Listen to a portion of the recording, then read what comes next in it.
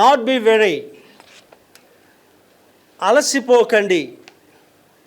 ఇది చాలా important message అండి. ఇది నా జీవితంలోంచి వస్తున్న మెసేజ్. ఇది మీకు చాలా అవసరమైంది. అలసిపోతాం, మనం పరిగెట్టి అలసిపోతాం, జీవిత రంగంలో అలసిపోతుంది. ప్రతి వ్యక్తికి సంభవించేది. మూలవాక్యం ధ్యానిస్తే మీకు మెసేజ్ చాలా ఈజీగా అర్థమవుతుందండి. యెషయా గ్రంథము 40వ అధ్యాయము 31వ వచనం మూలవాక్యం. ఆ మూలవాక్యం ధ్యానిస్తే మెసేజ్ మీకు చాలా సులువుగా అర్థమవుతుంది. యెహోవా కొరకు ఎదురు చూచువారు, చాలా జాగ్రత్తగా వినాలండి. యెహోవా కొరకు ఎదురు చూసేవారు. ప్రైమ్ మినిస్టర్ గురించో, చీఫ్ మినిస్టర్ గురించో, మామి గురించో, అత్త గురించో కాదు. యెహోవా కొరకు అంటే దేవుని కొరకు ఎదురు చూసేవారు నూతన బలము పొందుదురు. ఎవరైతే దేవుడి గురించి ఎదురు చూస్తారో వాడికి నూతన బలం వస్తుంది. వారు పక్షిరాజుల వలె రెక్కలు వాళ్ళు చాపి, పక్షిరాజు అంటే గ్రద్ద వలె పైకి ఎగురుతారు. ఎగరడం అంటే కాకులు ఎగురుతాయి, అన్నీ ఎగురుతాయి, కోడిపెట్ట కూడా ఎగురుతుంటుంది. పక్షిరాజు వలె అనే మాట ఎందుకు వాడారంటే హైయెస్ట్ ప్లేసెస్కి వెళ్ళిపోతుంది. మీరు గద్దలు చూడండి, గద్ద వెళ్ళిన ప్లేస్కి కాకులు వెళ్ళలేవు, పావురాలు వెళ్ళలేవు. గద్ద అంత ఎత్తైన ప్రదేశంకి వెళ్తుంది. అందుకే అంటున్నాడు పక్షిరాజు వలె రెక్కలు చాపి రెక్కలు చాపి పైకి ఎగురుదురు, అలయక పరిగెట్టుదురు, సొమ్మసిల్లక నడిచిపోదురు. ఇప్పుడు లాస్ట్ బట్ వన్, అలయక పరిగెట్టుదురు. అంటే మనం పరిగెడుతున్నాం జీవిత రంగంలో. జీవితం అనేది పరిగే. డ్యూటీలు, వ్యాపారం, షాప్కి వెళ్ళడం, ఏదో చేయడం, పరుగులు పెట్టాలి. మరి ఆడపిల్లలు చూస్తే నాకు చాలా జాలి వేస్తుంది. అసలు ఆడపిల్లలు అయిన వాళ్ళు ఉద్యోగం చేయగలరు. దేవుని ప్రణాళిక కాదు ఆడపిల్లలు ఉద్యోగం చేయడం అనేది. దేవుని ప్రణాళిక ఏంటంటే సాటి అయిన సహాయంగా ఉండాలి. అది దేవుని ప్రణాళిక. మన తాతల దగ్గరికి వెళ్తే ఆడవాళ్ళు ఎవరు పని చేసేవారు కాదు, నర్సులు అంటే ఎవరు వెళ్ళేవారు కాదు. ఆ రోజుల్లో మొట్టమొదటిగా నర్సులకు దీనికి వెళ్ళిన వాళ్ళు ఆడవాళ్ళు ఎవరంటే క్రైస్తవులు వెళ్ళేవారు, అన్ని మతస్థులు వెళ్ళేవారు కాదు. అంటే ఆడవాళ్ళు ఇంట్లోనే ఉండాలి అని. దేవుని ప్రణాళిక కూడా అదే. దేవుని ప్రణాళిక ఏంటంటే ఆడవాళ్ళు సాటి అని సహాయంగా ఉండాలి. పౌలు గారు కూడా బోధిస్తే ఏం చెప్తాడండి, స్త్రీలు అనేవాళ్ళు ఇంట ఉండి వారి బిడ్డల్ని జాగ్రత్తగా చూసుకొని ఉండాలి అని చెప్తాడు. కానీ ఇవాళ పరిస్థితి ఏమైపోయిందండి, యుగం మారిపోయింది. ఇద్దరు పని చేస్తేనే తప్ప ఖర్చులకి డబ్బులు చాలు, ఇంటది పే చేయలేవు, సామాన్లు కొనుక్కోవాలి, ఇద్దరు పని చేయాలి. మరి కొన్ని గృహాల్లో అయితే ఆడపిల్ల పని చేస్తుంది, మగవాడు పని చేయడు. అలాంటి పరిస్థితులు కూడా ఉంటాయి. ఏంటంటే నేను ఇంటర్వ్యూస్ చేస్తాను. నేను విమానం ఎక్కినప్పుడు అంటే అందరూ చక్కగా తినేసి పడుకుని పోతారు అందరూ కూడా. ఎందుకంటే ఒక స్టెచ్ ఇండియా వదిలితే నా విమానం 13 గంటల గాలిలో ఉంటుంది. ఒకసారి యూరోప్లో ఏదో ఒక దేశంలో దిగుతుంది, మళ్ళీ ఇంకో విమానం ఎక్కితే అది ఇంకో 13 గంటల గాలిలో ఉంటుంది. ఎయిర్ హాస్టల్స్ దగ్గర 20 మంది 40 మంది ఎయిర్ హాస్టల్స్ ఉంటారు. నా వరకు అయితేనండి ఎయిర్ హాస్టల్స్ అందరితో కూడా మాట్లాడతాను. అందరూ భోజనం చేసి పడుకుని పోతారు, మంచి ధరలు ఇస్తారు విమానంలో, ఈ కళ్ళకి కవరింగ్ కూడా ఇస్తారు, అందరూ చక్కగా పడుకుని పోతారు. నేను మాత్రం భోజనం చేసిన తర్వాత ఎయిర్ హాస్టల్స్ రూమ్కి వెళ్తాను. ఎయిర్ హాస్టల్స్ రూమ్కి వెళ్ళి వాళ్ళతో మాట్లాడతాను. అమ్మ మీరు చాలా హ్యాపీగా ఉన్నారు కదా. నేను ఎప్పుడు ఇండియా విమానాలు ఎప్పుడు ఎక్కను, విదేశాలు వెళ్ళినప్పుడు నేను ఎక్కినవన్నీ ఇతర దేశ విమానాలే. ఎయిర్ హాస్టల్స్కి ఒక్కొక్కరికి 15 లక్షల దాకా జీతాలు ఉంటాయి. పైలట్ ఆఫీసర్స్కి అయితే 50 లక్షలు కూడా జీతాలు ఉంటాయి. ఎయిర్ హాస్టల్స్తో నేను మాట్లాడదు, అమ్మ ఎంత జీతాలు సంపాదిస్తున్నారు కదా, 15-20 లక్షలు సంపాదిస్తున్నారు నెలకి, హ్యాపీగా ఉంటారంటే, పాస్టర్ ఏం హ్యాపీ పాస్టర్, ఇప్పుడు బయలుదేరాం పాస్టర్, అమెరికాకి వెళ్తాం పాస్టర్, ఒక రోజంతా అమెరికా ఏదో హోటల్ ఇస్తారు మాకు ఉండాలి పాస్టర్, మళ్ళీ నెక్స్ట్ డే వస్తాం పాస్టర్, పిల్లల్ని వదిలేసి ఇల్లు వదిలేసి 3 రోజులు వెళ్ళిపోతాం పాస్టర్.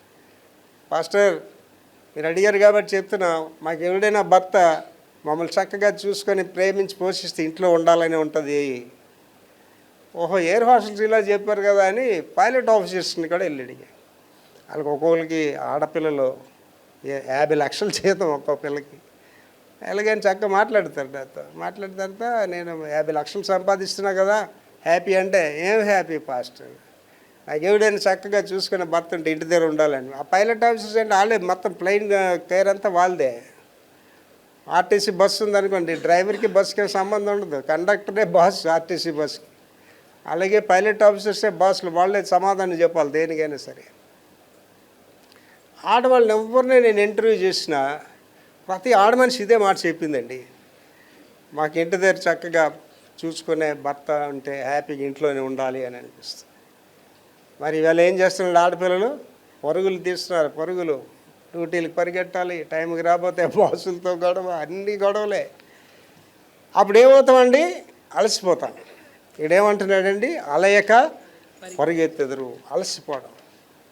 అండ్ ఏబి మాస్లమణి గారు పరిగెత్తుతా అనే దాని మీద ఒక మెసేజ్ చెప్పారు.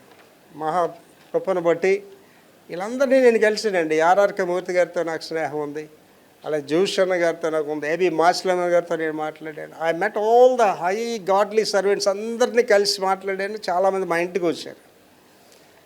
మాస్లమణి గారు చాలా మంచి వక్త, మాసిలామణి అంటారు, ప్రసంగ చక్రవర్తి అంటారు. ఆయన ఒక మాట తీసుకొని దాని మీద సుదీర్ఘంగా గంటన్నర మాట్లాడేస్తుంటాడు. మహానుభావుడు ఆయన. ఒకరోజు ఈ మెసేజ్ ఇచ్చాడు, అలసిపోకుండా పరిగెట్టడం అనేది. ఒక మారథాన్ గురించి చెప్పుకొచ్చాడు. ఆయన కెనడా దేశంలో ఉన్నప్పుడు అట్టండి పరుగులు పందాలు అలాగా ప్రాక్టీస్ చేస్తున్నారట. దేనికి చేస్తున్నారని అడిగితే దర్శనం దొరగారిని ఈ మారథాన్ ఉందండి అంటే మోకమ్మడిగా పరిగెడతారు, దాని గురించి వీళ్ళు ప్రాక్టీస్ చేస్తున్నారు. ఒకరోజు ఆ మారథాన్ స్టార్ట్ అయిందట. అలా అన్నారట, దొరసనమ్మ నిన్న ఎవరింట్లో ఉన్నారో మనం వెళ్దాం, అక్కడ వెళ్ళి చూద్దాం అంటే సరే పోదా అని వెళ్ళాట. ఈ 4 ఇంటి ముందు నుంచి పరిగెడుతున్న ఒక వ్యక్తి ఆయన రోజు గమనిస్తున్నాడట. ఆయన గమనిస్తుంటే ఆ కరెక్ట్ అటు వెళ్ళేసరికి ఆ వ్యక్తిని చూశాడట. సరే వీళ్ళు పరుగులెడుతున్నారట. ఒక రిబ్బన్, పెద్ద రిబ్బన్ ఉంటుంది కదండి, ఆ రిబ్బన్కి ఎవరి ముందు టచ్ అయితే వాడే గెలిచినట్టు. వాడు ఈ రోజు ఏ వ్యక్తిని చూస్తున్నాడో ఆ వ్యక్తి పరిగెట్టుకొని వెళ్ళి ఇలాగ రిబ్బన్ని ఇలాగ టచ్ చేసాడట. అలా ఆవిడ వెళ్ళి పరిగెట్టుకొని వెళ్ళి ఆయన కౌగిలించుకుందాడ. కౌగిలించుకుంటే ఆయన కదట్లేదు, కౌగిలి అలాగ ఉండిపోయాడట. ఆవిడకి అర్థం అవ్వట్లేదు, కమాన్ బేకప్ లేక. తీరా చూస్తే ఆ రిబ్బన్ టచ్ అవ్వడం, ఆయన చచ్చిపోవడం ఒకేసారి జరిగాయండి. అప్పుడు ఆయన చెప్తూ చమత్కారంగా చెప్తాడండి మాస్లమణి గారు. ఆయన మాట్లాడడం కూడా సౌమ్యంగా మాట్లాడతాడు అనమాట. యెహోవా కొరకు పరిగెట్టువారు అలాగని ఉండదు, వాళ్ళ పరుగు అలసిపోరు. చాలా చక్కగా మాట్లాడతాడు. వాళ్ళు దేని గురించి పరిగెట్టాడండి? అయినా కప్పు గురించి పరిగెట్టాడు. ఏమేడండి? చనిపోయాడు. కానీ ఆయన అంటాడు, యెహోవా కొరకు పరిగెట్టేవారు అలసిపోరు. అండి మోషేని ఎన్ని సంవత్సరాల తర్వాత దేవుడు సేవకు పిలిచాడండి? దాని పరిచర్యకి 80 సంవత్సరాల తర్వాత పిలిచాడు. నాతో కూడా దేవుడు మాట్లాడుతున్నాడండి. 80 సంవత్సరాలు వచ్చేసరికి సంపూర్ణమైన నీ సేవ, నీ దర్శనం నెరవేరుతుందని చెప్తున్నాడు. మీరేం కంగారు పడవసరం లేదు, ఇంకో 40 సంవత్సరాలు బ్రతికేస్తాడు, 120 సంవత్సరాలు గ్యారంటీగా జీవిస్తాడు ఇదే ఆరోగ్యంతో. ఏంటండి అది? పక్షిరాజు యోన వలే పైకి ఎగిరిపోతాను అంతే. మొన్న దినాన్ని ఒక హౌస్ గ్రౌండ్ బ్రేకింగ్ సర్వీస్కి పిలిచారు. ఆ బిల్డరు నాలాగే ఎక్కువ మాట్లాడుతున్నాడు. ఆయన కూడా, నేను ఆ బిల్డర్తో అన్నాను, మీ వయసు ఏంటి సార్ అన్నాడు. అది చెప్పడానికి చాలా టైం తీసుకున్నాడు. ఆయన లాస్ట్లో చెప్పాడు 40 సంవత్సరాలు సార్ అన్నాడు. నా కొడుకు కంటే మీరు 3 సంవత్సరాలు చిన్నవాళ్ళు సార్ అన్న. నా వయసు ఎంతంటే చెప్పారు సార్, మీరు చాలా తెలివైన నలుగురు, మీద ఒక 55 సంవత్సరాలు ఉండొచ్చు అన్నాడు. కరెక్ట్గా చెప్పారు సార్, 73 సంవత్సరాలు సార్ అన్నాడు. సార్ మీకు 73 సంవత్సరాలు అని ఎవరికైనా చెప్తే నమ్మరండి, నా వయసు చెప్తే. ఏంటండి ఇది? యెహోవా కొరకు ఎదురు చూసేవారు నూతన బలము పొందుదురు. పాస్టర్ అంటే దేవునికి స్తోత్రం హల్లెలూయా అదే పాస్టర్ అనేవాడు ఎవడండి? దేవుని కొరకు ఎదురు చూసేవాడే ఉండాలి. పక్షిరాజు యవనంలో పరిగెట్టాలి, వాడు పాస్టర్ అనేవాడు. ఏంటి నాకు ఏ తేడా వచ్చినా ప్రసంగం కూడా చేయనండి. బీపీ ఉంటే ప్రసంగం చేయనండి. అంటే రోగాలు ఉంటే ప్రసంగం చేయకూడదని మరి నేనేం చెప్పలేను. రకరకాల విపరీతమైన బోధలు కూడా చేస్తుంటారు. నేను ఒక ఆయన బోధ చేస్తున్నాడు. ఆ బోధ చెప్తూ అంటున్నాడు, బోధ అంటే బోధ ప్రసంగం కాదు, కామెంటరీస్ అంటాడు. హాస్పిటల్కి వెళ్తే వాళ్ళ పాపుల లెక్క కాదు, హాస్పిటల్కి వెళ్ళొచ్చు అని చెప్తున్నాడు. ఎలాగని చెప్తున్నాడంటే యేసుప్రభువే చెప్పాడు, రోగికి వైద్యుడు కావాలి, ఆరోగ్యం ఉన్నవాడు వైద్యుల గురించి చెప్పాడు యేసుప్రభు అని. అలాగే తిమోతి కూడా చెప్పాడు, నీ బలహీనతను బట్టి కొంత ద్రాక్షారసం తీసుకొని చెప్పాడు. అలాగే అని చెప్పి ఆయన విశ్వాసం అయింది. మరి హాస్పిటల్ అని తిరిగాడు దేవుడు. డాక్టర్స్ ఎవరు? డాక్టర్స్ కూడా దేవుడు మనకి ఇచ్చిన వాడే అని చెప్తే మంచిదే కదా. అయినా అందరూ మనకి ఇచ్చినాడు. లాయరు దేవుడు మనకి ఇచ్చినోడే. ఏంటి అందరూ మోసగాడు దేవుడు మనకి ఇచ్చినోడే. అని లూసిఫర్ గురించి ఈ మధ్యలో ధ్యానించాను. ఒకరోజు చెప్తాను. లూసిఫర్ అనేవాడు దేవుడు అంటే ప్రధాన దూత. వాడు గ్లోరీ ఏంటంటే పరలోక రాజ్యంలోని ఇలా చూస్తే దేవుడు ఎవరు ప్రధాన దూత తెలియని పరిస్థితి అండి. అటువంటి మహిమ దేవుడు వాడికి ఇచ్చాడు. అంటే దేవుడు గొప్పవాడు అండి. దేవుడు లాంటి దేవుని ప్రేమను ఇక్కడ ఉన్నవాడు ఎవడైనా నా మైకి వింటున్నవాడు ఆయన దేవుని ప్రేమను రుచి చూస్తే ఆయన వదలరండి ఎవరు కూడా. ఎంత గొప్పవాడు అంటే దేవుడు ఒక మనిషిని చేసినప్పుడు అండ్ ఇవాళ మనిషి కూడా ఒక మనిషిని చేసాడు అండి. ఏమంటారంటే రోబో అంటారు. వాడి ప్రోగ్రామ్ ఈడే ఇస్తాడు.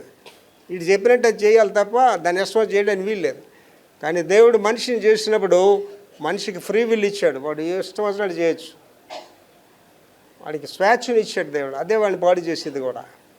మరి లూసిఫర్ కూడా స్వేచ్ఛను ఇచ్చాడు. వాడు మహామహిమతో వాడు ప్రకాశవంతంగా ఉంటునేటప్పుడు వాడికి ఒక ఆలోచన వచ్చింది. ఏంటి దేవుడి కంటే నేను తక్కువ అంటే దేవుడి కంటే ఒకే స్టెప్ తక్కువ అంతే లూసిఫర్ అనేవాడు. ఏంటంటే దేవుడు సర్వశక్తిమంతుడు, వీడు శక్తిమంతుడు. వాడికి ఆలోచన కలిగింది. ఏంటి దేవుడికి నేనెందుకు లోబడి ఉండాలి ఆలోచనే వానికి భూమి మీదకి దోషిస్తుంది. అండ్ తిరుగుబాటు అనేదండి మనుషులు నాశనం చేసి వస్తుందండి. ఇవాళ వాడు పతనం అయిపోవడం కాకుండా వాటితో పాటు అనేకమైన దూతలు వచ్చాయి. నిన్నటి దినాన్ని కోరహ తిరుగుబాటు గురించి ధ్యానించాను. మోషే మీద తిరగబడ్డాడు కోరహ అనేవాడు. ఎవడండి అహరోను వెనకాతల సహాయం చేస్తున్నాడు. వాడికి ఒక ఆలోచన ఉంది కోరహకి. ఏంటంటే మోషే ఎవడికంటే ఎక్కువ అనుకున్నాడండి కోరహు. అహరోను ఎవడికంటే ఎక్కువ. దేవుడు అందరికీ కనిపి అందరితో మాట్లాడుతున్నాడు. అది దేవుడికి నచ్చలేదు. మోషే ఎంత స్వామిడు అంటే నేను ధ్యానించేటప్పుడు నేను మోసేని అనుకుని పరలోక రాజ్యం వచ్చాక మోషే గారిని నేను హగ్ చేసుకుంటాను ఒకసారి కౌగులించుకుంటాను. స్వామిడు అండి మోషే గొప్పవాడు. వీడు తిరగబడి తింటే మోషే అంటాడు ఏమో అది దేవుని చిత్తమేమో రేపు దినాన్ని ఇది మనం తెలుద్దాం. వాడు ఒక 250 మందిని ధూపపానాదులు పెట్టుకొని దీపాలు పట్టుకొని తిరుగుబాటు చేస్తాడు. రేపు దినాన్ని డిసైడ్ చేద్దాడు. ఆ ముందు రోజు రాత్రి దేవుడు మోషేతో మాట్లాడతాడు. రేపు దినాన్ని వాళ్ళు వచ్చినప్పుడు వాళ్ళందరూ ఒక పక్కన నిలబడమని చెప్పు, భూమి నెరవేర్చి వాళ్ళు మింగేస్తుందని చెప్తాడు. వాడు మరుసటి రోజు వచ్చినప్పుడు అది చెప్తాడు కోరవతో ఎవరెవరు ఉండాలి వాళ్ళందరూ ఒకటి పక్కన ఉండమంటారు. అప్పుడు చెప్తాడు ఎలుగెత్తి దేవుడు రాత్రి నాకు ఇలా చెప్పాడు, మిమ్మల్ని అందరినీ భూమి నెరవేర్చి మింగేస్తుంది. మీరు ఎవడైనా బ్రతకాలనుకుంటే ఇటువైపు వచ్చి వాళ్ళందరూ చాలామంది పరుగులెట్టుకొని వచ్చేస్తారు. మోషే అండి ఎంత గొప్పవాడంటే ఇట్స్ అ గ్రేట్ మ్యాన్ అండి మోషే. నిజమైన సేవకుడు ఎవడైనా అంతే అండి. యశ్ప్రభు గారు మాట చెప్పాడు అండి, నిజమైన కాపరి గొర్రెల కొరకు కన్ఫాన్ అండి. మీరు గమనించండి, నేను అమ్మగారు మీకు కష్టం అంటే ఉంటామండి అక్కడ, మీ బాధ అంటే ఉంటాం. ఆడి పాపం అంత బలహీనతలు కూడా నాయన కథలు అలా పరుగులు తీసుకొని వస్తుందండి. అండి నేను మీ గురించి నా ప్రాణాన్ని అడ్డుపెట్టిన గడిలోనే మీకు చాలామందికి తెలుసు, అనుభవించారు నన్ను అలాగే. మోషే మొహం కిందకి పెట్టి ఏడుస్తాడండి. ప్రభువా వాళ్ళు కనికరించయ్యా క్షమించయ్యా అని అడుగుతాడండి. చంపిమని అడగడండి, క్షమించమని అడుగుతాడు. దేవుడు చెప్తాడు మోషే నీ ప్రార్థన నేను వినను అంటాడండి. భూమి నెరవేర్చి వాళ్ళందరినీ మింగేస్తుందండి. ఈ తిరుగుబాటు తత్వం వాడికి ఎక్కడి నుంచి వచ్చిందండి? లూసిఫర్ దగ్గర నుంచి వచ్చింది అది. అండ్ సంఘాల్లో తిరుగుబాటు చేసిన వాళ్ళు చూడండి తప్పైలు మంచి చచ్చిపోతారు అంతే. వాళ్ళు నా మీద తిరుగుబాటు చేసిన టీచర్లన్నీ 4 పటాపట చచ్చిపోయారు అంతే. స్కూల్లో చర్చిలో తిరుగుబాటు చేసి కుర్రోడండి వాడు తిరుగుబాటు చేయకుండా ఇవాళ కూడా ఉంటున్నాడు. తప్పని చచ్చిపోయాడు అంతే. మరణానికి కారణాలు కూడా ఉండవు. షుడ్ బి వెరీ కేర్ఫుల్ అండి. తిరుగుబాటు అనేది దేవుడికి ఇష్టం లేనిది. ఆ తర్వాత తిరుగుబాటు చేశారండి. మిరియాం అహరోను కూడా తిరుగుబాటు చేశారు. ఎవరి మీదకి? డైరెక్ట్ మోషే మీదకి. చిన్నప్పటి నుంచి వాళ్ళు మొట్టుకెళ్ళి పెట్టేసి గసిరీడలు చేయడం వల్ల మోషేకి అలవాటు అయిపోయింది. దేవుడికి అది నచ్చలేదు. ఏం చేసాడండి వాళ్ళిద్దరికీ కుష్ఠరోగం ఇచ్చేసాడు దేవుడు. మళ్ళీ ఆ మోషే ప్రార్థన చేస్తేనే ఆ కుష్ఠరోగం పోయింది.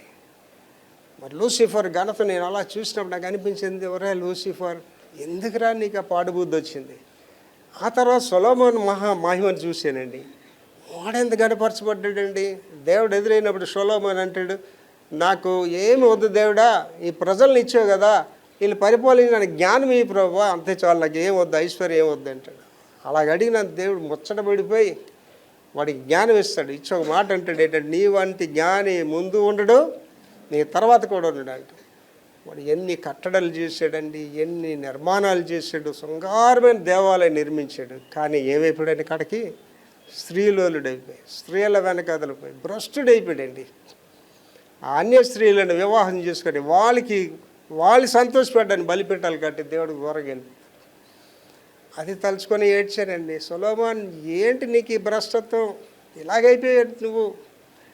వీళ్ళందరూ ఎంత అదృష్టవంతులు అంటేనండి, శిలువ మరణం ముందు కాబట్టి ఇప్పుడు పరలోక రాజులు ఉంటాడు సొలొమోన్ గ్యారంటీగా. శిలువ మరణం తర్వాత మాత్రం నువ్వు డిసైడ్ చేసుకోవాలి ఇక్కడే. యేసు ప్రభు శిలువ మన పునరుద్ధాల తర్వాత నువ్వు తెలుసుకోవచ్చు, ఇక్కడే నువ్వు డిసైడ్ అవ్వాలన్నమాట. నీ ఊపిరి పోక ముందే డిసైడ్ అవ్వాలి. యేసు ప్రభుని రక్షకుడికి అంగీకరిస్తావా, నరకానికి పోతావు, నువ్వే డిసైడ్ అవ్వాలి. ఇప్పుడు ఆలోచించేయండి, యెహోవా కొరకు ఎదురు చూసి అలిసిపోతారా? విక్టర్ ప్రభాకర్, మీకు నేనే సజీవమైన సాక్షిని. 73 సంవత్సరాలు అలిసిపోలేదండి. నాకు తెలుసు దేవుడు నా దర్శనం నెరవేరుస్తాడు. దేవుడు నాకు ఏవేవైతే చెప్పాడో అవన్నీ నెరవేరుస్తాడండి. దేవుడిని అడుగుతున్నాను, ప్రభువా, I don't want end up my life like a failured God servant. విఫలుడైన సేవకుడిగా నేను ముగించి నాకు ఇష్టం లేదు ప్రభువా. ఎంతమంది సేవకులు భ్రష్టులు అయిపోయారండి, ఎంతమంది సేవకులు దేవుడి దూరంగా వెళ్ళిపోయారండి.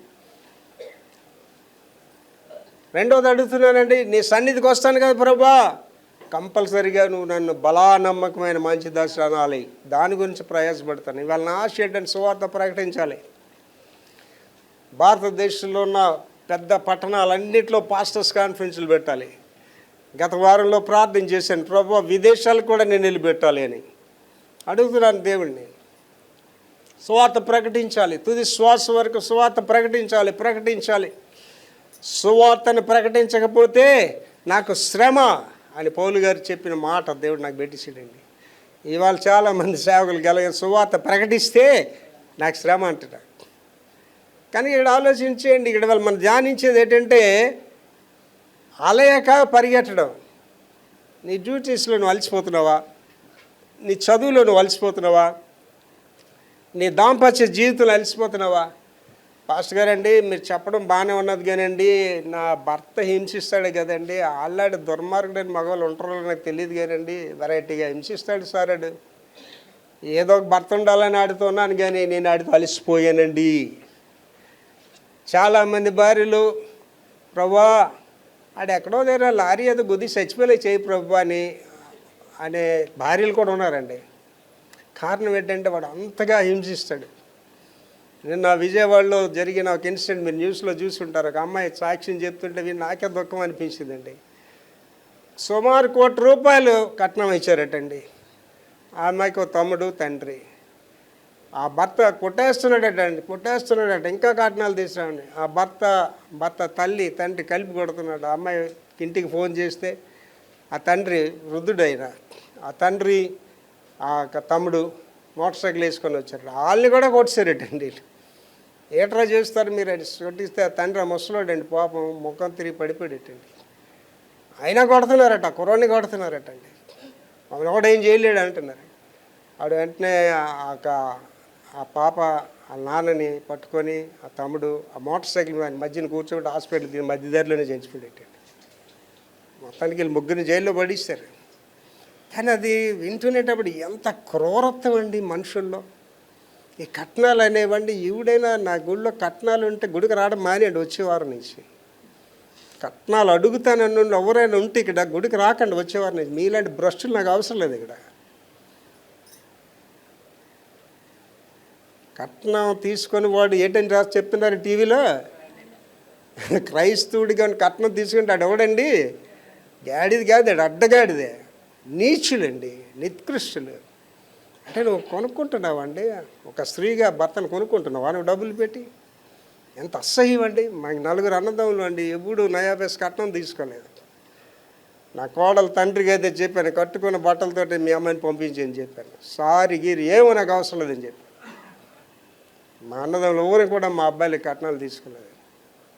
నా కొడుకు అయితే కోట్లు ఇస్తాను, 2 కోట్లు ఇస్తాను నేను వచ్చారండి. చెప్పారా నా కోపం రాకముందే మెట్లు దిగి వెళ్ళిపోతారని చెప్పి. అసహ్యులండి. అంటే ఒక అన్నిటి చేశాడంటే వేరండి. మొత్తం ఎక్కడ ఉన్నారండి? వాళ్ళు ముగ్గురు జైల్లో ఉన్నారు. ఇవాళ ఏంటి వాళ్ళు సాధించింది? వీళ్ళు ఏం నువ్వు సాధిస్తావు? ఏంటి ఒక తండ్రి ఒక 10 లక్షల కట్నం నీకు ఇచ్చాడు అనుకోండి, అండి 10 లక్షలు అంటే ఎంత కష్టపడి వాడు సంపాదించి చెమట రక్తంగా మార్చిస్తాడు. Don't you feel shame? నేను 10వ క్లాస్ ఫెయిల్ అయిపోయానండి. 10వ క్లాస్ ఫెయిల్ అయిపోయినప్పుడండి మళ్ళీ సెప్టెంబర్ అని ఉండింది, దానికి సిద్ధపడుతుంటే నాకు చిన్నప్పటి నుంచి రాడికల్ థింకింగ్, ఒకటి తినకూడదు, ఒకటి ఆశించకూడదు, ఒకటి దొంగిలించకూడదు. అంటే నాకు ఢిల్లీ కాన్ఫరెన్స్ జనవరికి పోస్ట్ పోన్ అయిందండి. నాకు మంచి వచ్చి ఒక అమ్మాయి వచ్చి కొంత డబ్బులు ఇచ్చి వెంటనే వాళ్ళ భర్తని పిలిచి పోస్ట్ పోన్ అయింది, డబ్బులు తీసుకో, నాకు వద్దని చెప్పాను. ఐఎమ్ నాట్ ద స్టీలర్ అండి. సంఘస్థుల డబ్బులు కొట్టేదాన్ని పాస్టర్ని కాదు. దేవుని సేవకుడు కూడా చెయ్యిలో పెట్టాడండి. ఏలేకి ఊరు పెట్టారండి ఆహారం, కాకులు పెట్టాయండి ఏలియాకి. 40 సంవత్సరాలు ఇశ్రాయేలుకి ఆహారం ఊరు పెట్టాడండి. దేవుడు పెట్టాడు డైరెక్ట్, పరలోకం వల్ల తిన్నారు వాళ్ళు.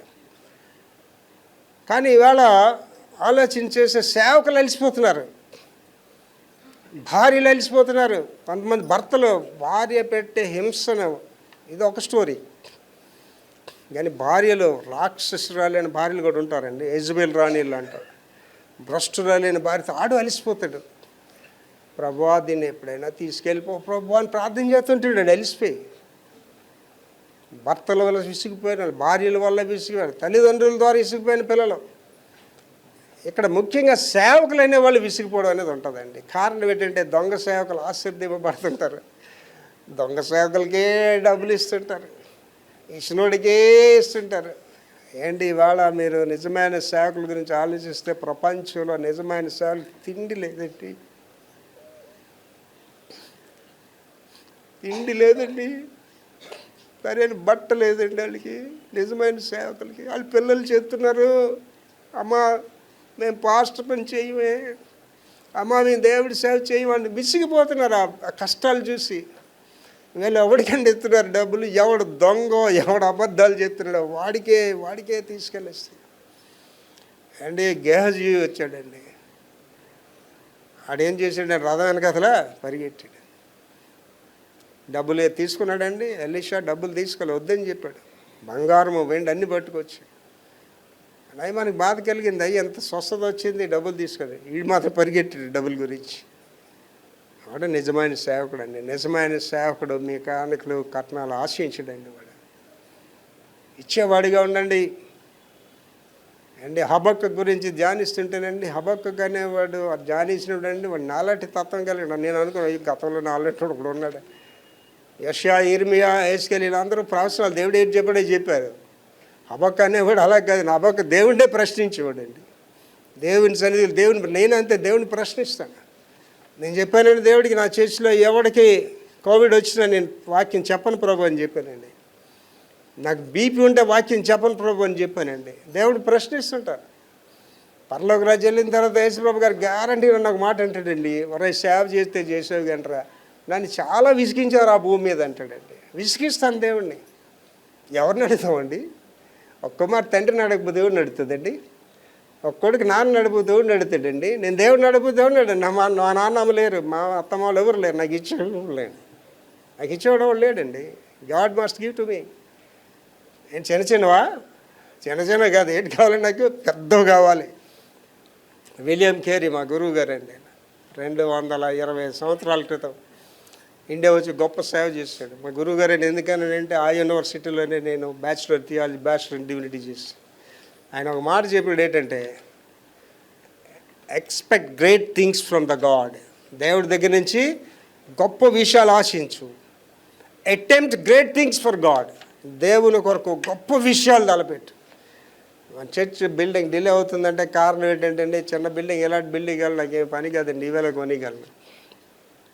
I want a real big building, ఒక అద్భుతకరమైన బిల్డింగ్ నాకు కావాలి. కనుక విక్టర్ ప్రభాకర్ అలసిపోయావా?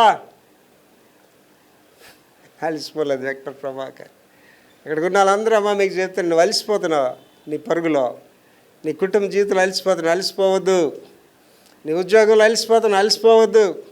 నీ కుటుంబ సమస్యలు అలసిపోవద్దు. నీకు విజయం అది నీ గురించి. ఈ మాట ఒకసారి చదివి తల్లి మూలవాక్యం మళ్ళీని. యెహోవా కొరకు ఎదురు చూచువారు నీవు నిజంగా దేవుడి కొరకు ఎదురు చూస్తే నా బంగారు తల్లి, నా కుమారుడా, నువ్వు నిజంగా దేవుడి గురించి ఎదురు చూస్తే నూతన బలము పొందుదురు. నీకు నూతన బలం దేవుడు ఇస్తాడని చెప్తున్నాడు. వారు పక్షి రాజుల వలె రెక్కలు నువ్వు చాపి పైకి పక్షిరాజు వలె పైకి ఎగురుతావు. నేను కిందకి వెళ్ళవు, నువ్వు నిన్నెవడు కిందకి లాగలేడు. అలయక పరిగెత్తుదురు. నువ్వు అలసిపోవు, సమస్యలక నడిచి నువ్వు సమస్యల్లో. ఇది దేవుడిచ్చిన వాగ్దానం. విక్టర్ ప్రభాకర్ ఇవ్వలేదు ఈ వాగ్దానం, దేవుడు ఇస్తున్నాడు ఈ వాగ్దానం.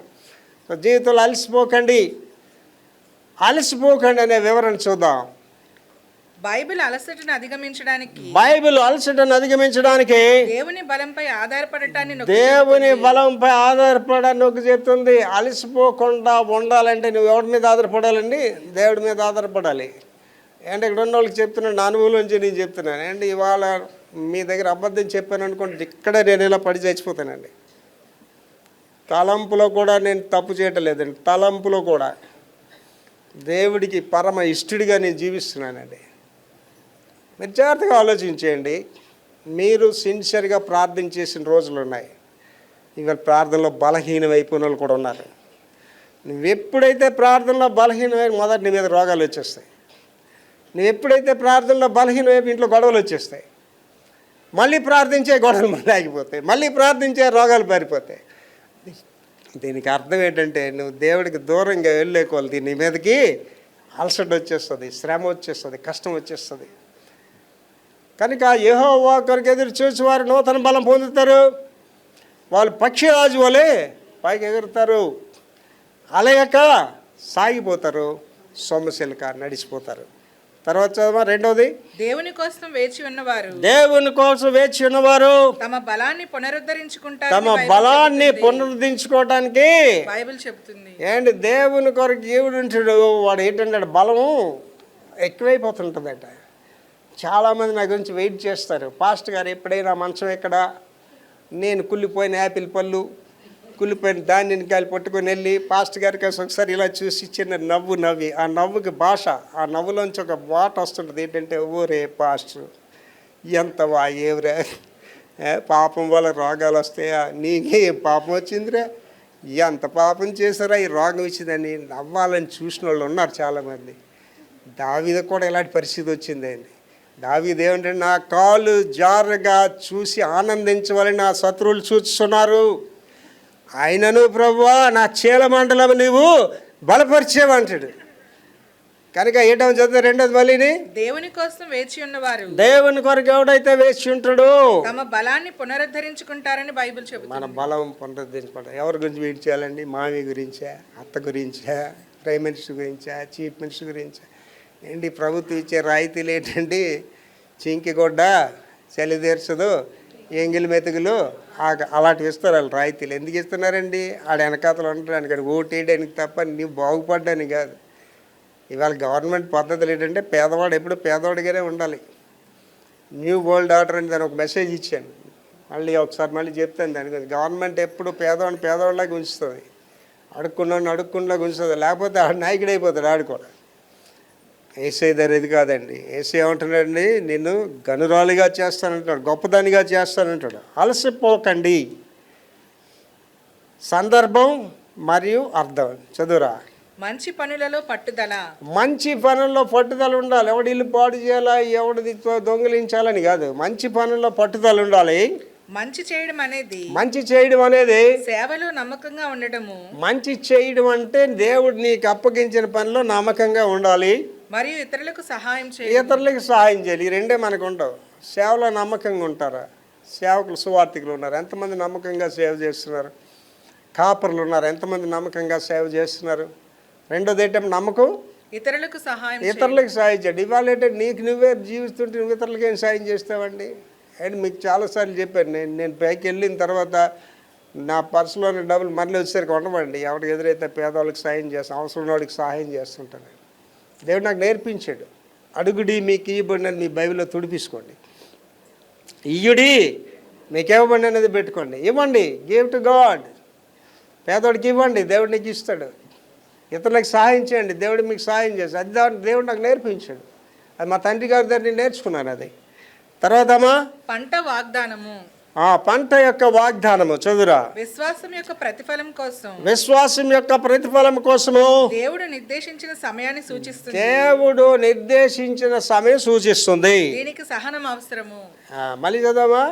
విశ్వాసం యొక్క ప్రతిఫలం కోసం విశ్వాసానికి ఒక ఫలం, నమ్మాం అది మనకు కావాలి. ఆ ఫలం గురించి దేవుడు నిర్దేశించిన సమయాన్ని సూచిస్తుంది. దేవుడు దానికి ఒక టైం డిసైడ్ చేస్తాడు, అడగగానే ఇచ్చాడు. ఏమండి నేను కన్సీవ్ అయ్యాను అంటే నేను నమ్మను అంటే 2 నెలలు అయిపోయింది, నేను నమ్మను అటు చూపిస్తేనే పిల్లని నమ్ముతానంటే ఆవిడ 9 నెలలు నిండిన ఒక పిల్లని చూపించగలదండి. She cannot show it. ఆ 9 నెలలు నిండి తర్వాత పిల్లడు వస్తాడు తప్ప 1వ నెలలో మా కూతురు ఎలాగ ఉంటుందో నా కొడుకు ఎలాగ చూపించలేడు. విశ్వాసం ఉన్నది అంతే. దేవుడు తను డిసైడ్ చేసిన టైంలోనే మీకు ఇస్తాడు. చదవ మళ్ళీ అదే మాట. దేవుడు నిర్దేశించిన సమయాన్ని సూచిస్తుంది. దేవుడు ఒక టైం ఇచ్చాడు నీకు, ఆ పనిలో పని చేస్తాడు. తర్వాత దీనికి సహనం అవసరం. దానికి ఏంటి అవసరం? మనకు లేనిది అది. మనం ఎలాంటి వాళ్ళు అంటే రాత్రి మేడ కట్టియాలి అంతే. ఇవాళ అయిపోవాలి ఈ పని అంతే. అమ్మా దేవుడు ఇస్తాడమ్మా, దేవుడు అమ్మ కుదరదండి, దేవుడు అర్జెంటుగా చేసేయాలండి అంటే దేవుడు అర్జెంటుగా చేయడు. నా జీవితంలో చేయలేదండి. 18 సంవత్సరాలు షిప్ యార్డ్లో పని చేశాను. 18 ఇయర్స్. 18 సంవత్సరాలు ఏం తక్కువ కాదు, చాలా ఎక్కువ. 18 ఇయర్స్ షిప్ యార్డ్లో మగ్గి 18 ఇయర్స్ తర్వాత పైకి వచ్చాను. 18 ఇయర్స్ చిన్న ఇంట్లో ఉండి ఆ తర్వాత దేవుడు 18 ఇయర్స్ తర్వాత తెలియచాడు.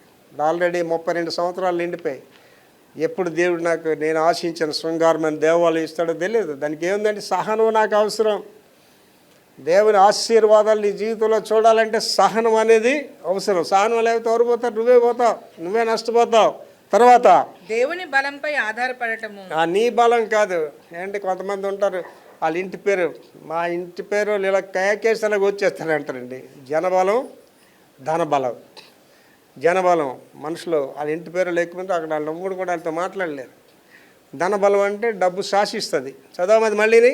దేవుని బలంపై ఆధారపడ. దేని మీద ఆధారపడాలా? నీ ధన బలం మీద కాదు, జన బలం మీద కాదు, దేవుడి బలం మీద ఆధారపడాలి. అలసట సహజము.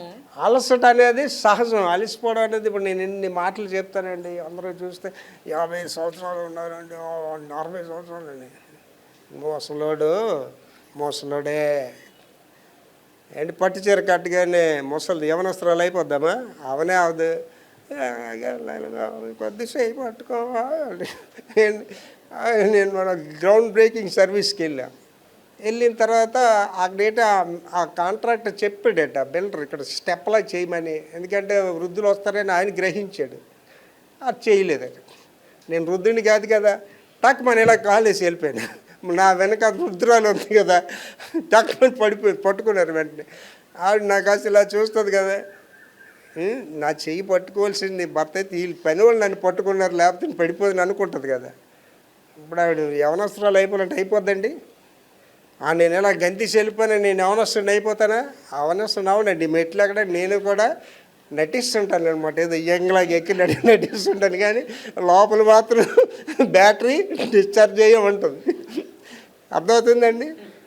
చదవమా. అలసట సహజము. ఇదేంటండి సహజం. ఎవడైనా ముసలాడు ఐ డోంట్ మైండ్, నాకేం ప్రాబ్లం లేదండి, నమ్మికండి. ఆడు ముసలాడిలాగే చూడండి. ముసలాడికి యవనస్తులు పని చెప్తున్నట్టు ఇరిగిపోద్ది. అడిగి అమ్మ ముసలిది అయిన తర్వాత ఆవిడ నేను చేసేస్తానండి, నేను చేయించకండి, అనవసరంగా మంచం పడిపోద్ది అమ్మ. అలసట సహజం. కానీ విశ్వాసులు తమ సొంత పరిమితమైన విశ్వాసులు ఉన్నారు చూసారా, దేవుడు నమ్మినడు ఉన్నాడు చూసారా, తమ సొంత పరిమితమైన సామర్థ్యంపై మాత్రమే ఆధారపడకుండా విశ్వాసం ద్వారా దేవుని శక్తిని కనుగొంటారు. దట్ ఈస్ ది ట్రూత్ అండి. నేను నా సొంత జ్ఞానం అంటేనండి, మీరు గమనించండి, ప్రభాకర్ అనే పేరున్న వాళ్ళందరూ పెద్ద లీడర్స్, మీరు గమనించండి. దేవుడు తెలివితేటలు అంటే నా తెలివితే నేను ఏమైనా చేయగలను, కానీ ఆ తెలివితేటలు అనేవి ఎక్కడా నేను వాడినండి. నీ సొంత జ్ఞానం మీద ఆధారపడద్దని సామెతలో చెప్పాడు చూసారండి. నేను సొంత జ్ఞానం అనేది ఎక్కడ వాడినండి. ప్రతి దానికి దేవుడిని అడుగుతాను, చెయ్యాలా వద్దా, అది చెయ్యాలా వద్దా అని. Delhi pastors conference post phone చేసి దేవుడిని అడిగాను, అది పోస్ట్ పోన్ చేయమని చెప్పాడు దేవుడు. కారణం ఏంటంటే ఇంకా ఘనంగా చేయాలి, అది నాకు ఇంకా హ్యూజ్ ఫండ్స్ కావాలి, దానికి చాలా ఎక్కువ ఫండ్స్ కావాలి నాకు దాన్ని. కనుక దేవుడు ఆగమని చెప్పాడు, తొందరపడొద్దు. కనుక మనం వెయిట్ చేయాలి దేవుడి దగ్గర. మన సొంత శక్తి నేను చేసేయగలను ఎప్పుడు మాత్రం ప్రయత్నాలు చేయకండి. తర్వాత ఇది ఇంపార్టెంట్ థింగ్ అండి. నా ప్రైడ్లో రోజు చేస్తాను. ఇంగ్లీష్లో Jesus God of Yahweh, God of Jesus, God of Holy Ghost అని మొదలు పెడతాను. ఐ డోంట్ గివ్ అప్ అంటానండి. నేను వదులుకోనండి. నా దర్శనం తీరుతుంది. మీరు అందరూ చూస్తారు, అందులో పాలిపంపులు పొందుతారు. మీరు వదులుకోవద్దు. అలసిపోయినప్పుడు లేదా నిరాశ చెందినప్పుడు నిష్క్రమించకుండా ఉండటమే సందేశము. అలసిపోవడం, నిరాశ రెండు చాలా బలమైనవంటి. అలసిపోవడం కామన్, నిరాశ అనేది ఇంకా డేంజరస్. నిరాశ, ఇంకేం చేస్తావు లేరా, ఇంకేంటి వెళ్తావు లేరా, ఇంకేం అవ్వయి, నీ పని అయిపోయింది అని చెప్తుంటా. ఈ రెండు చదువు, మళ్ళీ చదువు. అలసిపోయినప్పుడు లేదా నిరాశ చెందినప్పుడు నిష్క్రమించకుండా ఉండటమే సందేశం. వదులుకోకూడదు. ఎప్పుడు కూడా నువ్వు ఓడిపోవు. గమనించుకో తల్లి. You will never fail in your life. ఇప్పుడన్న brothers, you will never fail in your life. ఏంటి, నీ విజయాలకి వయసుతో లెక్క పెట్టకండి. నాకు 60 సంవత్సరాలు వచ్చాయని లెక్క పెట్టకండి. విజయాలు ఎప్పుడండి? సర్ ఐజాక్ న్యూటన్ 30 సంవత్సరాల తర్వాత విద్య ప్రారంభించాడు. 30 సంవత్సరాలు చదువుకోలేదు. మోసే ఎన్ని సంవత్సరాల తర్వాత అండి? 80 సంవత్సరాల తర్వాత సేవ ప్రారంభించాడు. నీ గమ్యాన్ని చేర్చుకోవడానికి, నీ గురిని చేరడానికి నీ వయసు అడ్డం కాదు. తర్వాత హృదయాన్ని కాపాడుకోవాలి. ఎందుకండి? హృదయం అన్నిటికంటే మోసకరమైనది, అది ఘోరమైన వ్యాధి కలది, జబ్బులకి నిలయం. అది హెడ్ క్వార్టర్స్, మన బాడీలో ఉన్న హెడ్ క్వార్టర్స్ జబ్బులకి అది. నిరాశ, అలసట, అలసిపోవడం మరియు ఆలస్యం అలసటకు దారి తీయవచ్చు. ఈ అలసటకి దారి తీస్తాయి. అలసటకి దారి తీసే 3 చెప్పాడండి. ఒకటేంటమ్మా? నిరాశ, అలసట మరియు ఆలస్యం ఎప్పుడైతే ఉందో నిరాశ అనేది వస్తుంది అని చెప్తున్నాడు. తర్వాత ఆశను కాపాడుకోవడం చాలా అవసరం. ఇది చాలా ఇంపార్టెంట్ అండి. నా జీవితంలోనండి 15 మందితో సేవ ప్రారంభించాను. ప్రభు, ఒక 50 మంది ఉంటే బాగుంటుంది ప్రభు అని. 50 మంది వచ్చి, ప్రభు ఒక 500 మంది ఉంటే బాగుంది ప్రభు అని. 500 మంది వచ్చి, పాస్టర్ గారు మా అయ్య 15 నుంచి 50కి, 50 నుంచి 500కి, ఇప్పుడు 5,000 కానీ అడిగేస్తాడు. కొంప తీశాను నేను. 5,000 అడిగిన వెళ్ళినా 50,000 మంది కావాలని అడుగుతాను. ఏంటి, ఆశ అనేది దేవుని సేవలో నీకు ఉండాలి, ఆగిపోకూడదు. చదవ లాస్ట్ మాట. అది ఆశను కాపాడుకోవడం చాలా ఆశ అనేది నువ్వు కాపాడుకోవాలి. అండ్ ఆశ కాపాడుకోవాలంటేనండి, మీరు బాగా గమనించి చూడండి. మనతో బడికి వచ్చిన వాళ్ళు అందరూ ఒకటో క్లాస్కి వెళ్ళి ఉంటారు కదా ఏదో బడికి. మనతో బడికి వచ్చిన వాళ్ళు డాక్టర్ లేని వాళ్ళు ఉన్నారు. మనతో బడికి వచ్చిన వాళ్ళు లాయరమ్మ లేని వాళ్ళు ఉన్నారు. మనతో బడికి వచ్చిన వాళ్ళు ఉన్నత స్థితికి వెళ్ళి, కానీ మనం ఎక్కడో నువ్వు వెళ్ళా. ఆలోచన చేసుకోండి. అంటే ఆశను ఏం చేయమంటున్నాడమ్మా? కాపాడుకోవాలి. ఏంటి, నాకు పెద్ద సేవకుడు అవ్వాలని ఆశ. దాన్ని ఏం చేసుకొస్తానమ్మా? కాపాడుకుంటూ అవసరం. లేకపోతే నేను భ్రష్టుడిని అయిపోతాను, నేను పనికిమాలినోడిని అయిపోతాను. ఆశ ఉండడం ముఖ్యం కాదు. ఆశను ఏం చేయాలండి? కాపాడుకోవాలి. తర్వాత చిన్న ప్రయత్నాలు లెక్కించబడతాయి. ఇది వివరంలో ఇది ఆఖరి అండి. చిన్న ప్రయత్నాలు కూడా లెక్కించబడతాయి. ఏ మంచి పని కూడా చిన్నది కాదు. ఎందుకంటే దేవుని రాజ్యంలో అన్ని నమ్మకమైన ముఖ్యమైనవి. మళ్ళీ చదువుతున్న టైటిల్ చిన్న ప్రయత్నాలు లెక్కించబడతాయి. మేము పాస్టర్స్ కాన్ఫరెన్స్కి వెళ్తామండి. మాకు ఒక బుడత ఉంటుంది అనమాట వెనకాల. లోకల్గా మాకు సమస్య లేదు. ఎర్రమండలం వెళ్ళాలి, కారులో ఒక మూల తోసేస్తాం. విజయవాడ వెళ్ళాలి, కారులో ఒక మూల తోసేస్తాం. ఆ తర్వాత రాజమండ్రి వెళ్ళాలి, కారులో ఒక మూల తోసి ఢిల్లీ వెళ్ళాలి. ఢిల్లీలోనండి బుడతని వయసుతో సంబంధం లేదు. పెద్దవాళ్ళకి 13,000 టికెట్ అయితే ఈ బుడతకి 13,000 టికెట్ కొనియాలి. అప్పుడు నేను నోరు జారాను, అమ్మ నువ్వు అవసరమా బుడత అక్కడికంటే? నాలాగెవరు బ్యాడ్జెస్ ఇవ్వగలరు, నాలాగెవరు పెన్నులు ఇవ్వగలరు, నాలాగెవరు మాట్లాడగలరు అంటే అమ్మ అప్పుడు నేను అనుకున్నాను ఏంటండి చదవమది చిన్న ప్రయత్నాలు లెక్కించబడతాయి. ఏంటి ఇప్పుడు బైబిల్ చదువుతుంది ఈవిడ. బైబిల్ నేను కూడా చదవగలను అనుకోవచ్చు, కానీ ఇది కూడా దేవుడు లెక్కిస్తాడు. అక్కడ మెస్ డిపార్ట్మెంట్ ఉంటుంది, వంటలోళ్ళు చాలా చిన్నగా చూస్తాడు. యేసు ప్రభు గారే చూశారు చిన్నగా. నేను ఆ మార్తమ్మని అయి ఉంటే యేసు ప్రభు గారు అన్న మాటకి ఏటన్నారు యేసు ప్రభు గారు? మరియా అన్నారు కదా, నేనైతే మొత్తం వంటగది తాళం వేసేసి నేను మరియ పక్కన వచ్చి కూర్చుని పోతాను. అంతే. భోజనాలు టైం వచ్చాక యేసుప్రభు గారు భోజనాలు అంటే మీరే చెప్పారు కదా ప్రభు, మరియ మొత్తమైందని. నా దృష్టికి అయితే మరి ఎవరంటే పని దొంగ అనమాట. నా దృష్టికి అయితే పని దొంగలు ఏం చేస్తారండి చూడండి, నాన్న వచ్చేసరికి ఇంటి దగ్గర చిన్నప్పటికి వెళ్ళిపోండి ఒకసారి, 2-3 పిల్లలు ఉన్నాళ్ళు, నాన్న రాగానే 2 ఒకట్ల 2 4 అది మా బడి పాటలు చదివేస్తాడు, ఉట్టిన యాక్షన్. అంటే అప్పుడు ఎంత మురిసిపోతాడు, ఎంతైనా నా చిన్న కూతురే తెలివైంది, ఎంత బాగా చదువుకుంది, ఆ పెద్ద దానికి చదువు అంటే ధ్యాసే లేదు అని అనుకో. ఏం చేస్తున్నారు? నటిస్తున్నారు అలా. కనుక మనం ఆలోచన చేసుకోండి, చిన్న ప్రయత్నమైనా సరే నువ్వు వండల వల్ల దేవుడు నీకు దీవెనిస్తాడు. నువ్వు కుర్చీలకు సరితే దానివల్ల దేవుడు దీవెనిస్తాడు. నువ్వు వచ్చి పాటలు పాడుతున్నావు, దేవుడు నీకు దీవెనిస్తాడు. నువ్వు బైబిల్ చదువుతున్నావు, దేవుడు నీకు దీవెనిస్తాడు. దేవుని పని చేయాలండి, దేవుని పని చేయాలి. నేను చేశానండి ఇలాగా, నా కొడుకు చేసాడండి, నా కొడుకు కుర్చీలు సర్దివ్వడండి. పాస్టమ్ గారు అయితే గిన్నెలు దోమేసేది, యూత్ ర్యాలీలు, ఉమెన్ ర్యాలీలు చేసి ఆవిడే అన్ని కడిగిస్తుండేది. ఆ రోజుల్లో ప్లేట్లు లేవు, ఆకులు వేసి ఆకులు ఆవిడే ఎత్తిస్తుండేదండి. చాలా సేవ చేసామండి. అంటే రోడ్డు మీద అడుక్కున్నాడు చచ్చిపోతే అమ్మగారు సొంత తండ్రి చచ్చిపోయినట్టుగా వాడికి స్నానం చేసి అడుక్కున్నాడికి వాడికి పౌడర్ వేసి కొత్త బట్టలు వేసి మా డబ్బులతో వాళ్ళకి సమాధి చేసామండి. అంటే దేవుడు వట్టినికి అందరిని దీవించాడండి. నువ్వు చేసే చిన్న పని కూడా దేవుడు చూస్తాడు. మీరు అనుకోవచ్చు, నన్ను గుళ్ళో గుర్తించలేదు ఎవరు కూడా, నేను బోల్ చేస్తున్నాను చర్చికి, నన్ను ఎవరు దేవుడు గుర్తించాలి. మనిషివాడండి, పాస్టర్డండి. పాస్టర్ నేను గుర్తించబోయి నీకేం పని లేదండి. దేవుడు చూశాడా, గాడ్ విల్ బ్లెస్ యూ. ఇక్కడ ఉన్న వాళ్ళందరికీ నా మైకులో వాళ్ళు చేతులండి, దేవుడి గురించి ఎంత పని మీరు చేస్తే దేవుడు ఎంత దీవెనిస్తాడండి, ఎంత దీవెన. అదే దేవుడండి. బైబిల్ ఎవరిలోకి వెళ్తారండి, మూలవాక్యం ఇంత చదివింది కదా, అలయక పరిగెత్తుట. మూలవాక్యం యోషియా 40:31 చదువురా.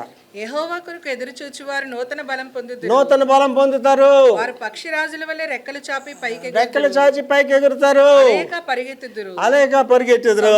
నడిచిపోదు. ఏంటి ఇది, ఇలాంటి వాళ్ళు ఎవడైనా ఉంటారా అని ఒక క్వశ్చన్ వచ్చేది అనుకోండి. నేనున్నాను ఇక్కడ, పాస్టర్స్ కాన్ఫరెన్స్కి వెళ్తాను. నేను చాలా కటాఖండితం చేస్తాను. బీపీ ఉంటే నేను ప్రసంగించాను, ఒక పాస్ట్ సైలెంట్గా వస్తాడు నా దగ్గరికి, అయ్యగారండి బీపీ లేని పాస్ట్ ఎవడండి, నేను ఉన్నాను కదరా అని చెప్తానండి. అని ఇప్పుడు ఎవరైనా వచ్చి నూతన బలం పొందాడు ఎవడని ఉన్నాడంటే 73 సంవత్సరాలు అలాగ ఉన్నాడు. ఎంతమంది మీరు చూసారు ఒకసారి ఆలోచించేయండి. సుధాకర్ పాస్ట్ గారు వచ్చారు యానివర్సరీకి, ఏం చెప్పాడండి, 60 రాగానే ఏగా ఉన్నారు ఏటి అంటే కళ్ళద్దాలు కాదట, బోతద్దం పెట్టి ఇలా చదువుతారట. ఏంటి చెప్తున్నావు ఇక్కడ అని చదువుతారట. ఏంటి మీరు గమనించి చూడండి, నేను కళ్ళద్దాలు వాడలేదు, మీరు గమనించారో లేదా? ఐఎమ్ నాట్ యూజింగ్ గ్లాసెస్, అక్కడ ఉంచుతాను సేఫ్ సైడ్గా అంతే. నేను గ్లాస్ కూడా వాడినండి. దేవుడు నాకు పర్ఫెక్ట్ ఐసైట్ ఇచ్చాడండి, పర్ఫెక్ట్ హెల్త్ దేవుడు నాకు ఇచ్చాడండి. జరుగుతుందా లేదా నా జీవితంలో? 100%.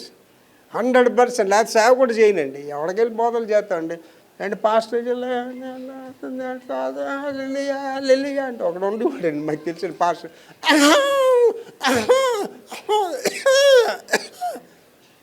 దేవుడు అద్భుతాలు చేస్తాడు.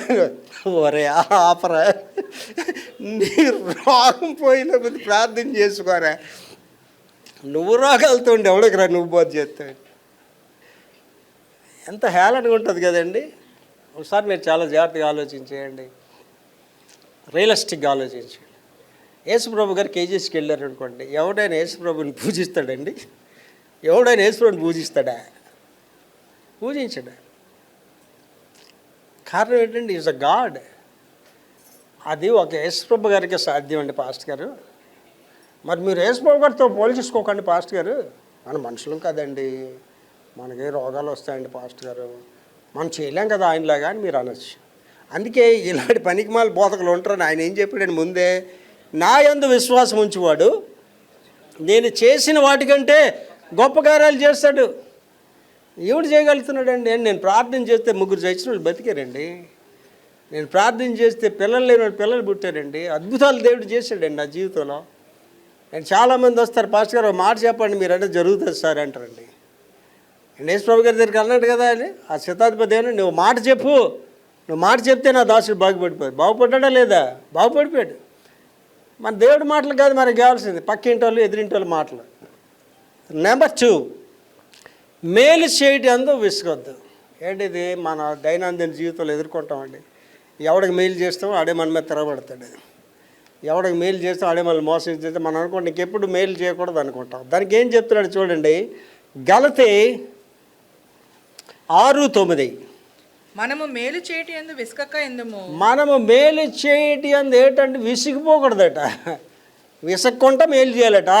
మనం అలయక మేలు చేసితిమేని అనేకులకు మేలు చేసేది మేమి తగిన కాలమందు పంట కోతు. తగని కాలం అందు పంట కదండి. నాకు కీడు చేసిన వాళ్ళకి నేను మేలు చేశానండి.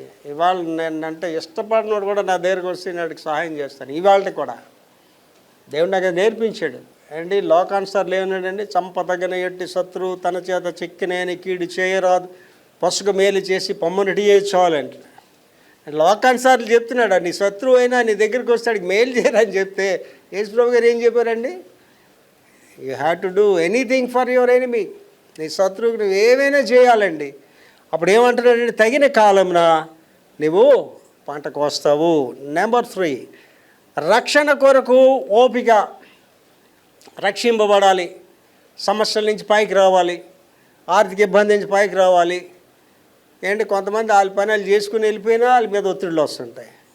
వాళ్ళు ఎవరి జోలికి వెళ్ళకపోయినా వాళ్ళ మీదకి రాళ్ళు ఇస్తుతూనే ఉంటారు మనుషులు. అప్పుడు ఏంటి కావాలట నీకు, రక్షణ కొరకు ఓపిక. లెమెంటేషన్స్ చాప్టర్ 3:25 and 26. విలాప వాక్యంలో 3:25-26. తన్ను ఆశ్రయించు వారి ఎడల. చాలా జాగ్రత్తగా ఎవరండి ఈ మాటలు, నా మాటలు కాదు, దేవుడి మాటలే. తన్ను ఆశ్రయించి వారి ఎడల యెహోవా దయాళుడు. నీవు దేవుడిని ఆశ్రయిస్తేట ఆయన నీ పక్షంగా దయ కలిగి ఉంటాడట.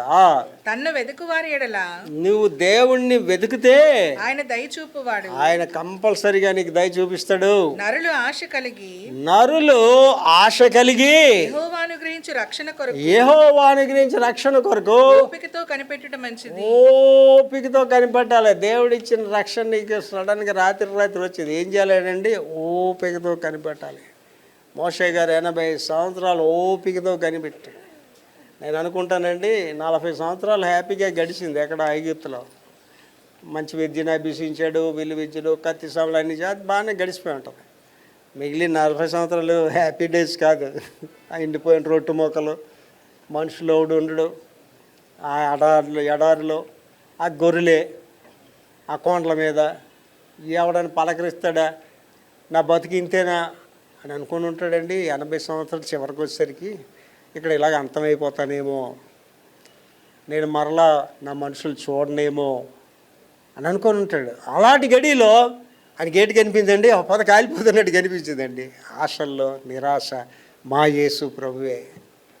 ఏంటి నేను దేవుడిని అడుగుతున్నాను, ప్రభువా నేను అమెరికా దేశం వెళ్ళేవాడిని, నాకు చాలామంది రిచ్ ఫ్రెండ్స్ ఉండేవారు, వాళ్ళు చాలామంది సహాయాలు చేశారు, ఇవాళ అమెరికా దేశం కూడా వెళ్ళట్లేదు ప్రభు, నాకు ఎలాగే సహాయం కలుగుతుంది ప్రభు అంటే దేవుడు అంటున్నాడు, నీ దగ్గరికే సహాయం అనేది వస్తుంది. లేదా ఏలియా కాకుల దగ్గరికి వెళ్ళలేదు, కాకులే ఏలియా దగ్గరికి వచ్చాయి. దేవుడు నీకు సహాయం పంపిస్తాడు. తలుపు తడుతుంది, వచ్చి సహాయం వచ్చి నీకు తలుపు తడుతుంది.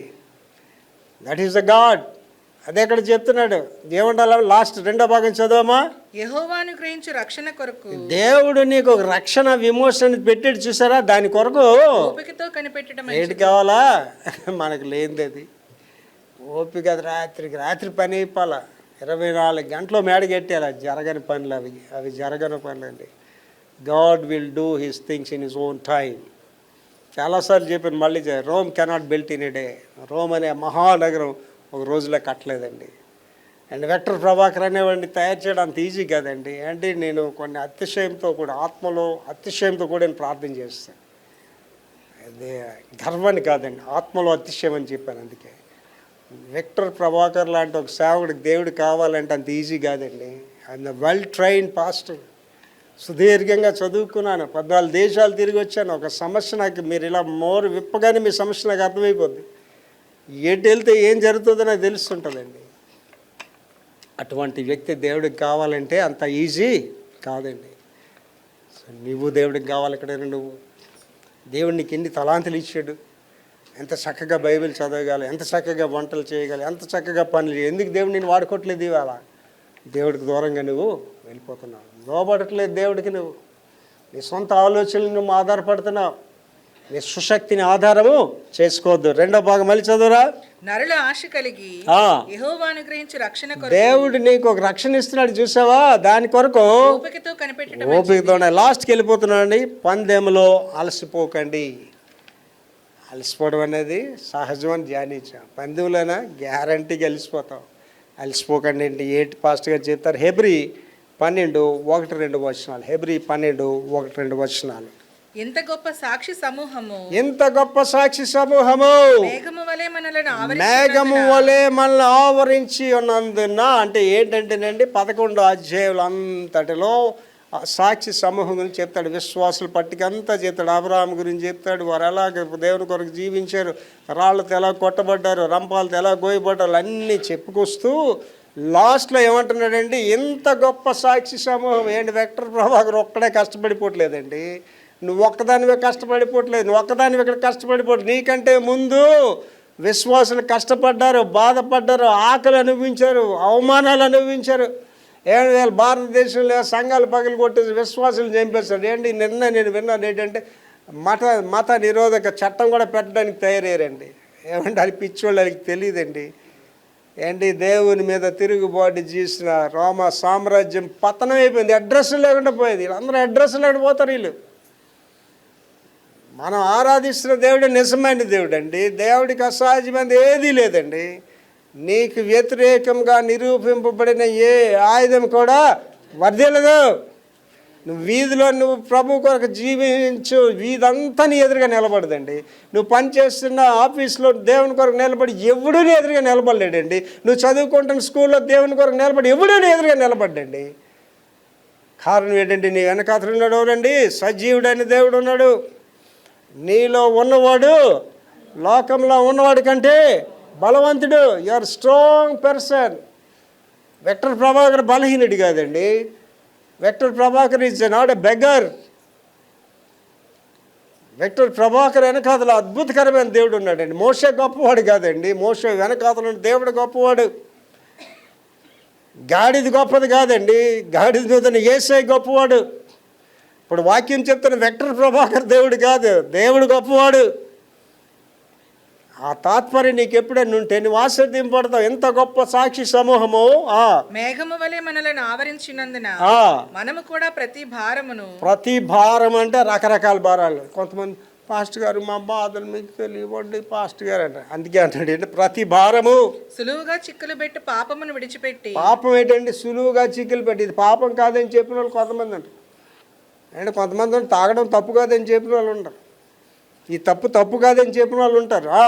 విశ్వాసమునకు కర్తయు. విశ్వాసమునకు కర్త. కర్త అంటే క్రియేటర్. విశ్వాసం అనేది నీ అంతా నీకు వచ్చింది, నా అంతా. దాని క్రియేటర్ ఎవరండి? దాన్ని పుట్టించినవాడు ఎవరండి? దేవుడు. విశ్వాసమునకు కర్తయు, దానిని కొనసాగించువాడు. అంటే విశ్వాసం అనేది నీలో పెట్టడమే కాదు, దాన్ని కొనసాగించువాడు, నడిపించేవాడు, కొనసాగించువాడైనా యేసు వైపు చూచుచు. ఎటు చూడాలండి? చీఫ్ మినిస్టర్ వైపా, ప్రైమ్ మినిస్టర్ వైపా, అత్తగారి వైపా, డబ్బులు నడిగేసా? ఎవరి వైపు చూడాలమ్మా? యేసు వైపు చూచుచు. మన ఎదుట ఉంచబడిన పందెములు ఏంటి? ఎవడ పందెం వాడికి ఎక్కువ అండి, ఎవడ బాధలాడికి ఎక్కువే. నువ్వు భర్తతో బాధపడుతున్నా అది నీకు ఎక్కువే, స్కూల్లో బాధపడుతున్నావు అది నీకు ఎక్కువే, ఆఫీసులో బాధపడుతున్నావు అది నీకు ఎక్కువే, వీధిలో బాధపడుతున్నది అది నీకు ఎక్కువే. అది ఒక పెద్ద బాధ ఏంటండి అంటే అక్కడికి వెళ్తే నీకు తెలుస్తుంది. ఆ వ్యక్తి పడుతున్న బాధ అక్కడికి వెళ్తే నీకు తెలుస్తుంది. కనుక ఏమన్నాడండి? మళ్ళీ చదవదే మాట. మన ఎదుట ఉంచబడిన పందెం, నీ ఎదుట ఒక పందెం ఉంచబడ్డది, దానికి ఏంటి కావాలమ్మా? ఓపిక కావాలి. ఈడు తోటి నేను పాస్టర్ గారు ఈడు బాగుపడతాడని చూస్తున్నాను, కానీ నా భర్త పనికి మాలిన నెంబర్ 1 వెధవలాగా ఉన్నాడు పాస్టర్ గారు అంటే ఆడి వెధవేం కాదు. ఏం చేయాలి వాడి గురించి? ఓపికతో కనిపెట్టాలి. ప్రతి వాడిని దేవుడు మారుస్తాడండి. ఏంటి? యేసు ప్రభు ఎంత గొప్ప దేవుడు అంటే తన యొద్దకు వచ్చు వారిని ఎన్నడూ తోసివేసే దేవుడు కాదు. ఎంత పాపినైనా యేసు చేర్చుకుంటాడు. అండ్ ఇవాళ నన్ను చూసిన వాళ్ళు ఆశ్చర్యపోతారండి. నేను స్ట్రీట్ ఫైట్ చేసేవాడిని, చాలా అల్లరిగా ఉండేవాడిని, చాలా రౌడీగా ఉండేవాడిని. ఇవాళ నన్ను చూసిన వాళ్ళు సాక్ష్యాలు చెప్తారు, ఏంటి ఆ విక్టర్ ప్రభాకర్ గారేనా, ఆ విక్టర్ ప్రభాకర్ గారేనా, ఇంత గొప్ప సేవకులు అవుతారని మీరు అనుకోలేదు. నీ భర్త ఏటవుతాడని నీకు తెలుసా? నీ భార్య ఏటవుతుందని నీకు తెలుసా? Respect your husband. నీ భర్తను గౌరవించండి, నీ భార్యను గౌరవించండి, బిడ్డలు గౌరవించండి. ఏమంటున్నాడమ్మా అదే మాట చదువు. ఓపికతో పరిగెత్తుదము, ఓపికతో పరిగెత్తుదము. ఆయన తన ఎదుట ఉంచబడిన ఆనందము కొరకై. ఆయన ఇక్కడ ఎక్కడ తీసుకెళ్ళిపోయాడండి? పౌలు గారు తిన్న యేసుప్రభు దగ్గర పట్టుకెళ్ళి ఆయన తన ఎదుట ఉంచబడిన ఆనందము కొరకై. ఒక ఆనందం ఉన్నది చూసారా? దాని కొరకు అవమానమును నిర్లక్ష్య పెట్టి ఏమండి అవమానాలు భరించాడండి. అండి యేసుప్రభు గారు ముఖం మీద గొడ్డేసి ఒమ్ములు ఊతి ఎవడిని కొట్టాడు ప్రవేశించమంటున్నారండి. వాళ్ళు ఏమనుకున్నారండి ఆ రోమ సైనికులందరూ కూడా, వీడెన్ని వాగులు వాగాడు, మన సర్ప సంతానం అన్నాడు, మన సున్నపు కొట్టిన సమాధులను గుద్దుతున్నారండి. ఏంటి ఆ శతాధిపతికి మాత్రం అర్థమైపోయింది. జరిగినదంతయు శతాధిపతి చూసి ఇతడు నిశ్చయముగా దేవుని కుమారుడి అని విశ్వసించాడండి శతాధిపతి. ఏమో చదవమది మళ్ళీ. ఆయన తన ఎదుట ఉంచబడిన ఆనందము కొరకై అవమానమును నిర్లక్ష్య ఏంటి భరించాలండి మీరు? అవమానం భరించాలి. ఒక మాట అంటే పడవా నువ్వు? ఏంటి నన్ను ఎన్ని మంది ఎన్ని మాట్లాడినారండి. ఎవడికి నేను మేలు చేసానో, ఎవడికి బ్రతుకు పెట్టానో, ఎవడికి పెళ్లి చేసానో వాళ్ళు నన్ను ఎన్ని మాట్లాడినారండి. భరించాను, అవమానం భరించి సిలువను సహించి. సిలువ అనేది ఏంటండి? విలువలేని సిలువ అంటే రోమ ప్రభుత్వంలో అతి నీచమైన శిక్ష. అది సిలువను భరించాడు ఆయన. అంటే అంత లోయెస్ట్గా తీసుకెళ్ళిపోయారు ఆయన్ని. దాన్ని భరించి దేవుని సింహాసనం యొక్క కుడిపార్శ్వమున ఆసీనుడై ఉన్నాడు. ఎక్కడ ఉన్నాడండి ఇవాళ? దేవుని సింహాసనం మీద కుడిపార్శ్వం ఆసీనుడైనాడు. నువ్వు పొందుతున్న బాధలు ఉన్నాయి చూసావమ్మా, తిరస్కారాలు, నిన్ను హేళన చేస్తున్నాడు చూసావా? ఏటో వీడన్నీ ఇలాగే మాట్లాడుతాడు, ఈవిడన్నీ అలాగే మాట్లాడుతుంది, వీడికి మంచి రోజులు వస్తాయి, వీడికి మంచి రోజులు వస్తాయని మనం చూసి హేళన చేస్తున్నారు కదా. ఏమంటున్నాడండి? దేవుని సింహాసనం యొక్క కుడిపార్శ్వం కూర్చోబడి. ఇవాళండి దేవుడు నాతో మాట్లాడాడు, ఇక్కడ ఉన్న వాళ్ళతో మాట్లాడాడండి. నిశ్చయముగా నేను చెప్తున్నానండి, దేవుని ఆత్మ నాకు చెప్పమన్నది వాక్యం. అలసిపోతున్నారు మీరు, ఆర్థిక ఇబ్బందులు అలసిపోతున్నారు, కుటుంబ స్థితిగతులు అలసిపోతున్నారు మీరు, నీ యొక్క చుట్టూ ఉన్న పరిస్థితులు చూసి అలసిపోతున్నారు. దేవుడు నాతో లేడని అనుకుంటున్నాడు చాలాసార్లు. దేవుడు నన్ను వదిలేసాడు అనుకుంటున్నాడు. దేవుడు అంటున్నాడు, నేను విడువని ఎడబాయని అంటున్నాడండి. నీకెక్కడ అవమానం జరిగింది అక్కడ దేవుడు నేను గణపరుస్తానని చెప్తున్నాడు. ఎక్కడ నువ్వు తృణీకరించబడ్డావో అక్కడ నేను మూలవేగ పెడతానని అంటున్నాడండి. ఏంటి పాస్టర్ గారు ఇలాగ ఎవరికైనా జరిగాయా? నాకు జరిగిందండి. నేను అవమానించబడిన దగ్గరే దేవుడు నన్ను ఇవాళ నిలబెట్టాడు. ఎక్కడ నేను తృణీకరించబడ్డాను అక్కడే నన్ను దేవుడు మూలరేగా పెట్టాడండి. ఇవాళ దేవుడు నీతో ఉంటే ఎవరమ్మా నేను ఆపగలరు? దేవుడు నీతోటి నీ ఆశీర్వాదాలు ఎవరు ఆపగలరు? నీ కుటుంబాన్ని ఎవడు పాడు చేయగలడు? నీ కుటుంబాన్ని పాడు చేయాలనుకున్నవాడు పాడైపోతాడు. ఎంత గొప్ప ప్రవచనాలండి బైబిల్ గ్రంథాలు ఉన్నాయండి. ఏంటి అక్కడ అంటున్నాడండి, ఆ ప్రవక్త అంటున్నాడండి, నువ్వు అక్రమంగా సంపాదించిన ఆ ఇల్లు, అక్రమంగా సంపాదించిన గృహంలో రాళ్ళట దేవుని సన్నిధిలో మొరపెడతాయట. పేదవాడికి నువ్వు వెగబట్టిన ధనం అట దేవుని సన్నిధిలో రోదన చేస్తుందటండి. దేవునికి ఇష్టలుగా మనం జీవిద్దామండి, ఆయన చిత్తానుసారంగా మనం జీవిద్దాం. తాత్కాలికమైన వాటిపై తిరగవద్దు దయచేసి. దేవుని ఆశీర్వాదం ఓపికతో కనిపెడదాం. దేవుడు ఇచ్చిన ఆశీర్వాదం శాశ్వతమైనది, దాన్ని ఏ మానవుడు దొంగిలించలేడు. అది నేను అనుభవిస్తున్నాను నా జీవితంలో, అది మీరు కూడా అనుభవించాలనేది నా ఆశ. ప్రార్థన చేసుకుందాం. మహాపరిశుద్ధుడైన యేసువైన కృపమేడ ఈ దినాన్ని నాతో అందరితో, ఈ మైక్లో వింటున్న వాళ్ళందరితో మీరు మాట్లాడారు ప్రభువా. సేవకులు అలసిపోతున్నారు ప్రభువా, విశ్వాసులు అలసిపోతున్నారు. ఇవాళ మాతో మాట్లాడారు. ఓపికతో ఉండండి. మీరు పొందబో మహిమ ఎదుట ఈ శ్రమలు ఎన్నదగినవి కావని చెప్పారు ప్రభువా. అలాగన మేమందరం నీ కొరకు జీవించే కృప దయచేయమని యేసు పరిశుద్ధ నామములో వేడుకుంటున్నాం తండ్రి. ఆమేన్.